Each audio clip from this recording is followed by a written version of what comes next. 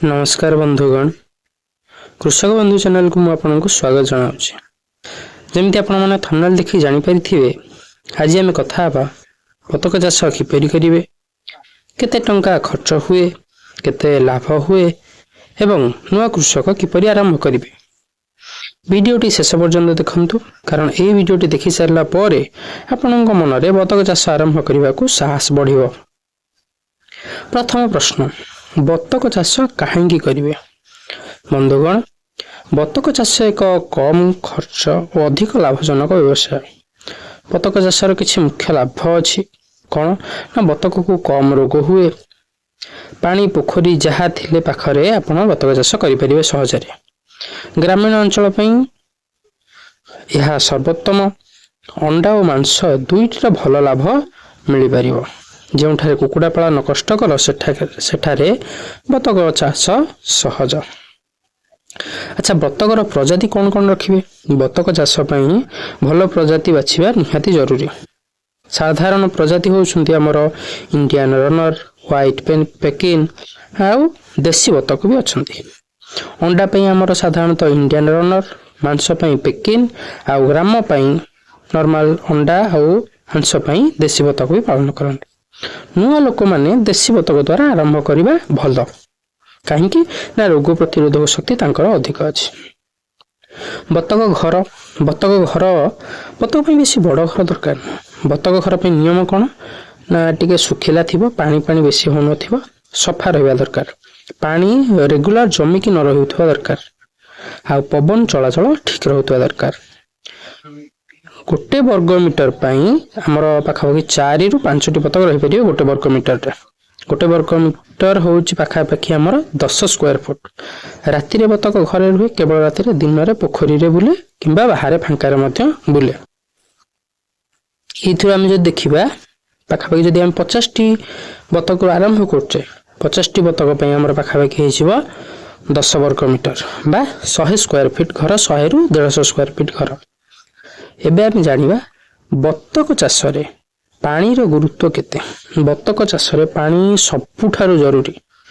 आपण पाखे जदि पोखरी, नदी, आपण जगह पाखे नदी किंबा जो जेकोसी जलीय आपण जगह पाखे पोखरी, नदी, नाल थिले भल।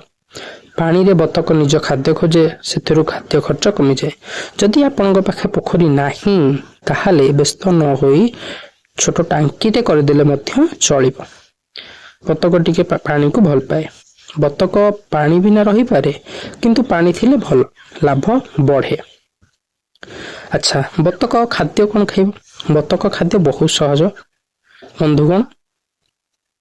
बतक धान खाए, कुंडा खाए, खुद खाए, शाग खाए, घास खाए, मका गुंड खाए, पोखरी पोको जोको, शंख, शामुक एगुड़ा खाए।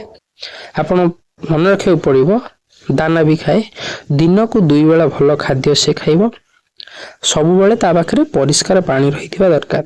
एतिक होउची बतक खाद्यर प्रणाली। छोट बतक पई हमर भात दरकार, ताकू आ टिके दाना मिश्रित खाद्य भी दरकार। रोग तार जत्न केमती नवा? बतकर साधारणतः रोग एमती किसी बड़ रोग न थाए, तथापि जो 2-3 रोग अच्छी ताको आ गोटे वीडियो रे डिस्कशन करी। रोग जत्नटा केमती नवा पड़े हमको प्रथम देखा पड़ो, घरटा सफा रखा पड़ो। नुआ बतक जो आप किणिक आनुते, नुआ बतक अलग जगार ताकू अलग गोटे जगह रखा पड़ो किसी दिन पाई। तापर सबू टीका जो 2-3टा रोग अच्छी से टीका मिलूँ, टीकाकरण आप करिया पड़ो। आ जदि किसी आपनकर असुविधा हो रोग पोको रोग संबंध रे खाइबा बंद कर दिए, से दुर्बल देखा जाए, ताहले आपन पाखरे जो पशु डाक्टर थिबे तांको निहात देखैबा दरकार। अच्छा, अंडा उत्पादन कौन हम ना? अंडा उत्पादन हमर वर्ष को पाखापाखि 200 रु 250 अंडा बतक हमर दे पारे। 5 रु माने से जन्म होबार 5 रु 6 मास भीतर अंडा दबा आरंभ करे। अंडार दाम कुकुड़ा ठारू अधिक। कुकुड़ार अंडार दाम जदि 10 टंका हुए, ताहले बतकर अंडार दाम 15 टंका निहाती। साधारण गाँ गहली 15 टंका निहाती बिका हब। स्वास्थ्य पई भल। अंडा को बाजार, होटल, ग्राम रे बिक्री करि परिबे। ଲାଭ କ'ଣ ନା ପ୍ରଥମେ ଦେଖନ୍ତୁ ଖର୍ଚ୍ଚ କୋଉଠି ହବ। ଖର୍ଚ୍ଚ ହବ ବତକ କିଣା, ଖାଦ୍ୟ, ଘର। ଆୟ କ'ଣ କରିପାରିବେ ନା ଆପଣ ଅଣ୍ଡା ବିକ୍ରି କରିପାରିବେ। ମାଇ କୁକୁଡ଼ା କ୍ଷମା କରିବେ, କୁକୁଡ଼ା ନୁହଁ ବତକ। ମାଇ ବତକର ଆପଣ ଅଣ୍ଡା ବିକ୍ରି କରିପାରିବେ। ଆଉ ଅଣ୍ଡିରା ବତକ କିଛି ରଖି ତାଙ୍କୁ ମାଂସ ପାଇଁ ମଧ୍ୟ ବିକ୍ରି କରିପାରିବେ। ବର୍ଷକୁ ଭଲ ଲାଭ ହବ। ଘରେ ବସି ଆୟ କରିପାରିବେ। ଯଦି ଆପଣଙ୍କର ଗୋଟେ ଭିଡ଼ିଓ ଦରକାର ପୁରା ଲାଭ ଆଉ ଆୟ କେତେ ହେବ, ଆୟ କେତେ ହେବ, ଲାଭ କେତେ ହେବ, ଖର୍ଚ୍ଚ କେତେ ହେବ, ସେଥିପାଇଁ କମେଣ୍ଟ କରିଦିଅନ୍ତୁ ଲାଭ ଓ ଆୟ। ମୁଁ ସେଥିପାଇଁ ଗୋଟେ ଅଲଗା ଭିଡ଼ିଓ ବନେଇଦେବି। ନୂଆ କୃଷକ ପାଇଁ ମୋର ପରାମର୍ଶ ରହିବ, ପ୍ରଥମେ ଛୋଟ ବେଶୀ ବଡ଼ ନୁହେଁ, ପ୍ରଥମେ 50ଟି ବତକରୁ ଆରମ୍ଭ କରନ୍ତୁ।